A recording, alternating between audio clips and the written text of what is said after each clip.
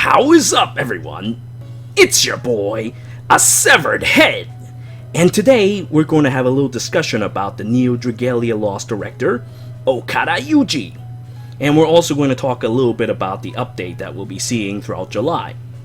So to start things off, just like most of you yesterday, I grew a little skeptical when Matsura decides that, oh yeah, I'm not going to be director anymore, and this Okada guy is going to be the new director now.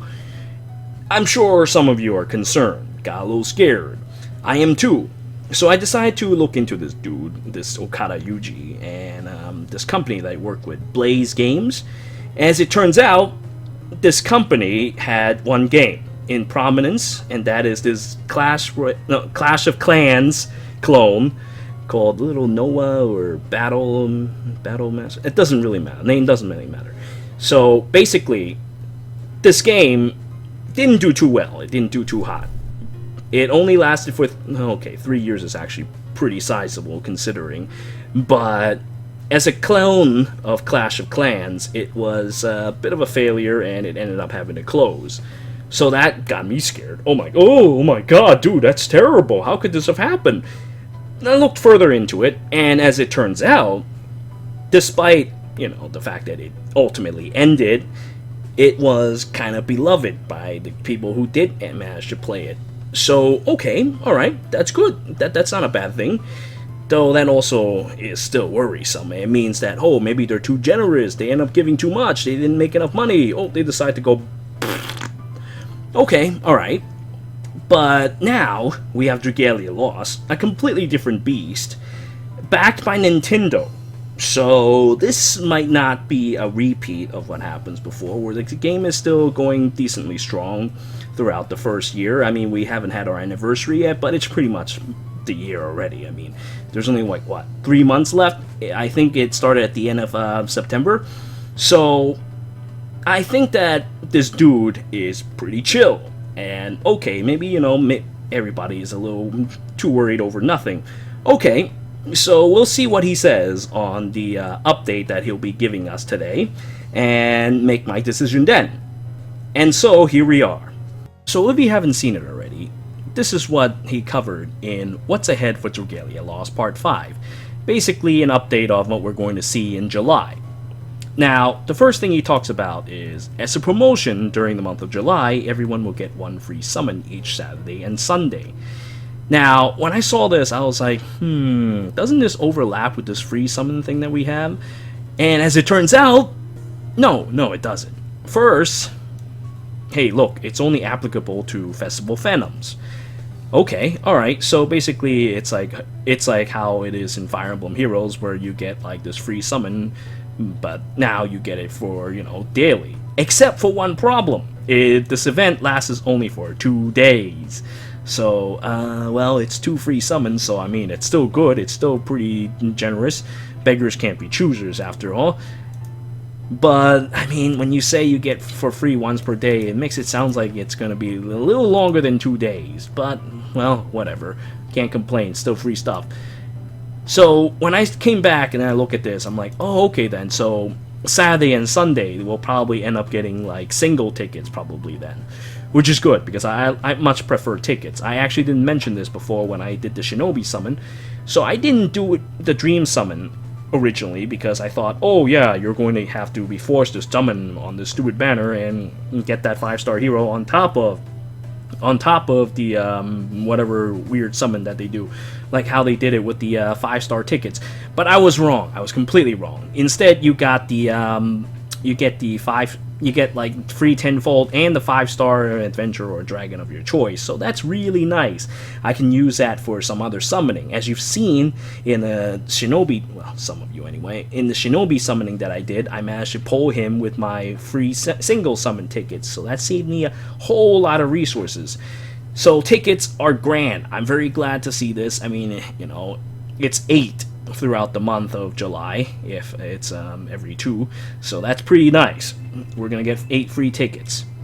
Now, the second thing he covers is that in the Flames of Reflection, where you get the facility that boosts, finally, after 3,000 years, Flame Attuned Adventurers, we've already gone through like what 2 or 3 light events with facilities, and we've also have like multiple water, I think.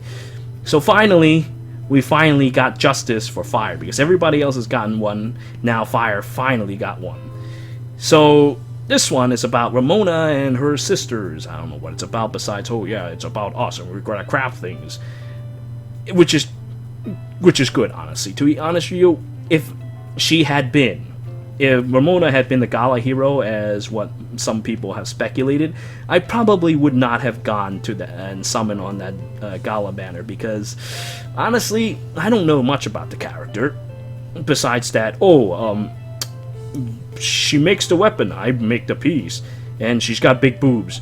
Well, that's all I know about her, so I don't think that's sufficient reason for me to choose her over, say, Cleo or Ellie or myself even, which I think is probably going to be the 1-year anniversary Gala hero.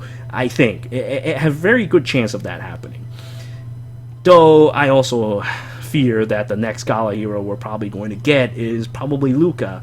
That they're getting like the, I don't know, I mean, Ronzo's pretty popular in my opinion, but I think they're just getting like other things out of the way before they finally get to Cleo and Elizan and finally ourselves, hopefully. And probably Sethia and other weird characters in the story. So I'm glad for that. So now she's going to be a regular 5-star along with her sisters, who are probably going to be 4 stars on this banner for this facility event. That's not bad. Now we get to know more about her without her just kind of suddenly being Gala hero for no reason at all. Then again, Cerise was like that too, now that I think about it. Although I didn't... Cerise actually showed up in the story, so... but I digress. We shouldn't talk about something like that right now. Anyway, so yeah, let's focus on Blacksmith Roma, build the smithy, and I hope you're looking forward. But you know what? The most important thing about this is that, hey, look, she offers a new kind of action with this event. So what does this mean exactly? They didn't go into details, but I have a suspicion that maybe it has something to do with modifying our tier 3 weapons, because some of them, like for staffs, for example, are pretty damn shitty. Like we have one for light and dark, which is just an area attack around our healer. Well, guess what? We're healers. We don't do damage. We heal. Except maybe for Heinwald, but he doesn't gear himself like that either. It's... I mean, I guess it's decent if you want a solo content, but Then the other one that they have, I believe, is one where you boost healing amounts by a considerable amount for like 5 seconds. Though that's also kind of like, I guess it's decent, better than dealing damage around you as a healer, I suppose. Then there's also another example with wands, where, hey, look, if you're not light or water, where you get to do damage, oh, hey, look, my wand heals me. I'm a DPS character. What do I need this stupid wand that heals me for? I suppose it could help characters like Veronica out if they get too hurt, but she kind of, she kind of specializes in low HP damage dealing, so, it doesn't make sense. It doesn't make sense for her to have that instead of the damaging wand. So maybe this event will allow us to tweak our weapons further. Hell, maybe we can even create new effects altogether. That would be grand. Maybe we can take effects from other weapons and add it on top of that. Or something like that. Like, oh, we'll say you wanted something from a void weapon onto your tier 3 weapon. No problem. We'll just tinker it like this and that. Oh! Then we have a much better wand for, much better staff for Lowen to use instead of just this void thing. But anyway, it's all speculation. We'll see how that turns out when the event finally comes in the 11th. Alright, so what's next is, ooh, it looks like Uden's sexy big sister is finally gonna show up. We don't know about that since a little while ago. And you know what this reminds me? I haven't even done chapter 8 yet, so I better go and hop my ass to that and finally get that done. I'd like to see what Leonice is all about, so I have that to look forward to, and then I get to do this. On top of this, as I suspected, we're going to get yet another advanced dragon trial. Very, very likely going to be High Jupiter. I can't imagine High Zodiac being tossed out as the just randomly. I just can't imagine them to just kind of screw up the order like that. I think they'll save the best for last. Jupiter seems to be the next one, for sure. But, hey, you know, if they do surprise us, well, what can I say? You know, these things do happen. But I'm going to have to say it's probably going to be Jupiter. We have a lot of dark event stuff that just kind of came by, so likely this dude is going to become fried chicken really quick. I think it might be one of those things, or maybe they've learned from High Mercury and made the fight much harder than before. I'm of kind of mixed feelings from this. I mean, it's a lot less accessible, but currently a lot of things in the game are very easy to do, so we just kind of pass the time wondering, hey, what the hell are you even farming for? That kind of thing. So maybe it'll be a suitable challenge. We'll see what happens, because Jupiter, normal Jupiter, is one of the easiest bosses in the game. So hopefully we don't get fried chicken too soon. I mean, look at what happened to High Midgard, okay? We didn't even have Flame in the facility, yet we're completely destroying them because we keep bringing out powerful fire tools one after another, and High Midgard is the first of these dragons, so poor guy. Now the Flame Facility event comes out, and he's not going to stand a chance. Ramona is coming out, he's not going to stand a chance. He's just going to get hammered in, and that's the end of that. But I digress. Let's move on. So next we have this augment feature that we talked about a little bit before, and Astral Raids. Now, the augments, as I've said before, we should probably focus on worm prints and such, and instead of like adventures, dragons, things that you may have to swap between each one. Worm prints, especially really good ones, like Resounding Rendition. Resounding Rendition is such a good worm print for DPS that I highly recommend getting that for everybody. Well, except for healers. Healers, they can use something else, but that worm print is something you definitely want to invest on. And this being said, I saw what happened down there, and it says that, oh, the let's see, where is it? Yeah, at first you'll only get items for upgrading their adventure and worm print augments, but later they'll add dragons and weapons. So what this means is that, oh, my original thought on, okay, so, you know, we're all focused on worm prints is a little off, as it turns out that we kind of have specific ones for specific categories. Still, you know, the worm prints is very numerous. You gotta specialize on the ones that you're going to use all the time. Adventures may be a bit tricky, but I would say Ieyasu is probably the best one, the best one for this job. Ieyasu is good for all content, and even if you're not using him for all content, you have KFC to worry about, most likely, that's coming up. So he's definitely a great one to fully invest on. Now back to the event itself, we get astral pieces through Monday and Friday to farm, and then we use them to fight the bosses on Saturday and Sunday. Now this is a little iffy for me, because if you don't farm enough, then I guess during the weekends when you do have time to farm, you might not get to farm enough for this. This might be kind of bad. Hopefully that gets adjusted a bit. Maybe, you know, we can earn pieces and then fight like regular raids instead of, oh, you have to do it through Monday and Friday. What if I'm really busy Monday to Friday? It's a little restrictive in this matter, but, well, let's see how that handles. Maybe it's not even that bad. We'll see, because, like, currently in all the raids that we've been doing, we have an abundance of these dark matters, or whatever they're called, so we should be fine, hopefully, for these astral raids. And also, bosses will change, sometimes include bosses you fought in past raid battles, but it will not be available during other raid events. Well, as it turns out, we're still having this fun little event with Shishimai, and you know what, there are people who have like up to like box 40 or something like that, or 50, and here I am still stuck in like box 7 or 8 because I didn't really have much time to do it. Crazy. I can't believe how crazy some people farm. I'm surprised that they're not even burned out yet. Well, So that's about that for Astral Raids. I think that because of its limitation, maybe we don't get to farm it as much, which may not be that bad thing. Like I said, those crazy people.